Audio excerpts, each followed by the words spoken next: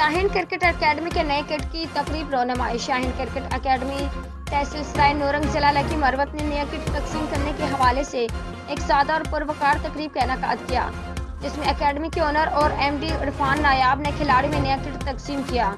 ایک سوال کے جواب میں عرفان نایاب نے کہا کہ کسی ادارے کے لیے اس کی یونیفارم بڑی اہمیت رکھتی ہے۔